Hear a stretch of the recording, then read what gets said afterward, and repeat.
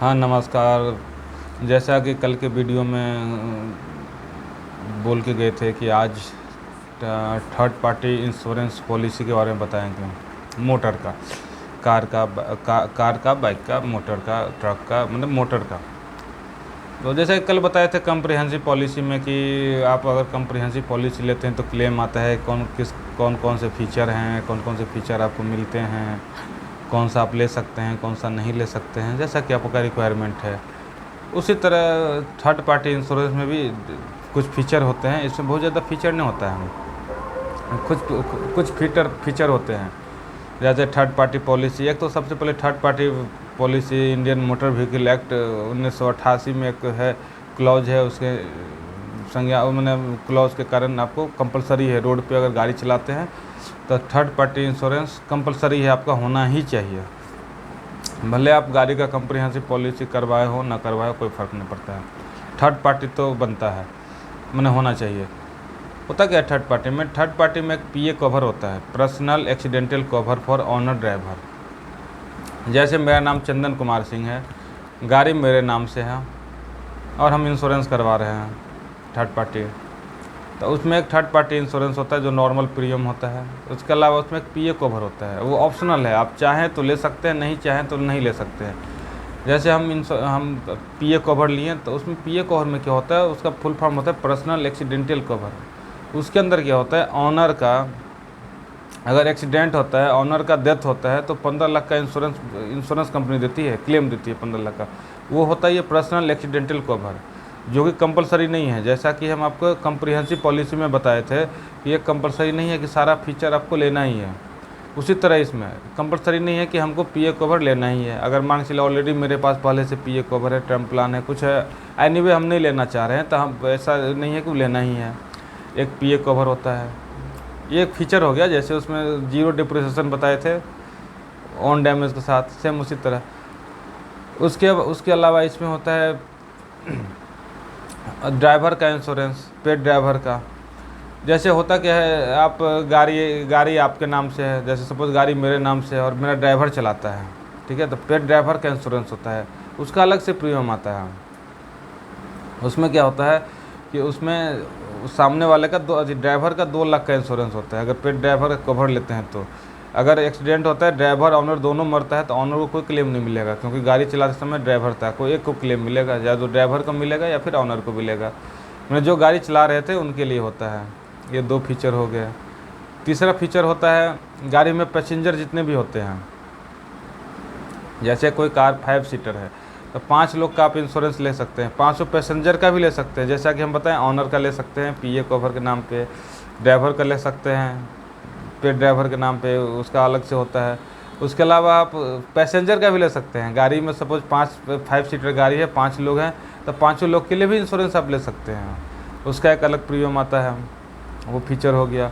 उसके अलावा third party में होता क्या है, आप जैसे नेपाल बताए थे, उसमें कम्प्रिहेंसिव में बताए थे, नेपाल का अलग से फीस और प्रीमियम देना पड़ता है, अगर चाहें तो ले सकते हैं, नहीं चाहें तो नहीं ले सकते हैं। उसी तरह यहाँ भी आपको नेपाल ऐड करना होगा। यदि नेपाल अगर ऐड करते हैं थर्ड पार्टी में तो उसका भी अलग प्रीमियम आता है। तो मोटा मोटी बात ये हुआ कि थर्ड पार्टी में तो नॉर्मल एक प्रीमियम जो है थर्ड पार्टी मिनिमम वो गाड़ी के सीसी के हिसाब से होता है, जितना सीसी का इंजन है उसके हिसाब से इंजन वेरी करता है। जैसे 1000 सीसी तक का एक अलग प्रीमियम है, 1000 से 1500 सीसी तक का एक अलग प्रीमियम है, 1000 से 2500 सीसी तक का अलग प्रीमियम है, 2500 से ऊपर का अलग प्रीमियम है, आपको 0 से 75 सीसी तक का अलग प्रीमियम है। तो ये तो बाइक में आती है नॉर्मली। 75 से 150 सीसी तक का एक अलग प्रीमियम है, ये स्लैब है वहाँ पे। 150 से 350 सीसी तक का अलग प्रीमियम है, 350 से 500 का एक अलग प्रीमियम है, और 500 या एबव का 500 तक का, 500 से ऊपर का 1000 तक अलग प्रीमियम है।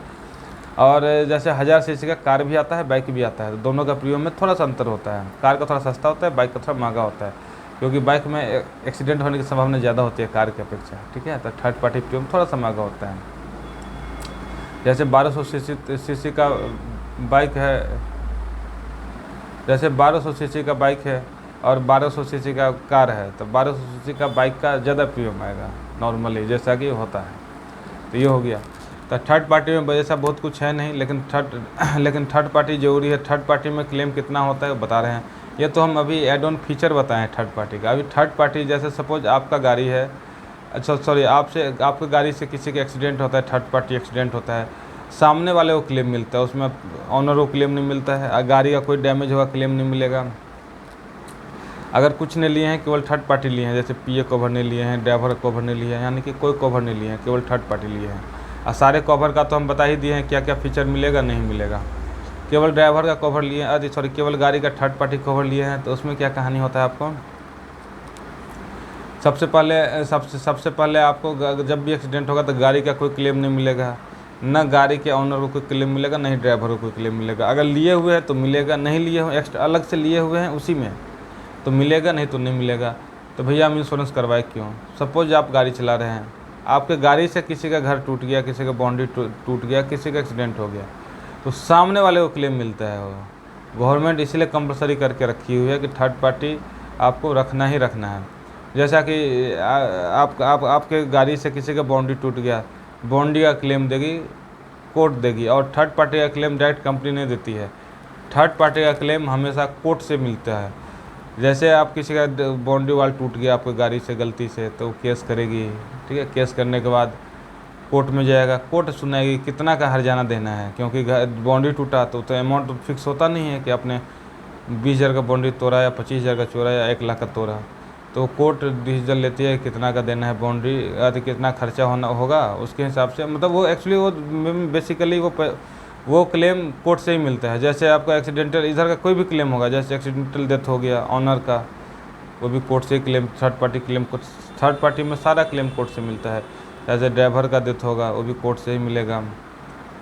उसके अलावा पैसेंजर का कोई भी डेथ, कोई भी क्लेम होगा थर्ड पार्टी का तो कोर्ट के थ्रू होगा। कॉम्प्रिहेंसिव का कोई भी क्लेम होगा आपको डायरेक्ट मिलेगा। जो में डायरेक्ट मतलब कैशलेस है तो कैश गैरेज को डायरेक्ट पे आउट मिल जाएगा, और कैशलेस नहीं है तो आपका बिल दीजिए, बिल आपके अकाउंट में आ जाएगा। तो बेसिकली दोनों थर्ड पार्टी और कॉम्प्रिहेंसिव में बस यही अंतर है। उसके बाद आप कल से म्यूचुअल फंड पे बात करेंगे। म्यूचुअल फंड में जैसा कि पहला वीडियो बनाए थे आपका large cap, mid cap, small cap के बारे में, उसी तरह म्यूचुअल फंड के बारे में कल से बात करेंगे। और मोटर इंश्योरेंस के बारे में कोई क्वेरी होगा तो कमेंट जरूर कीजिएगा, कोशिश करेंगे जवाब दें। नमस्कार।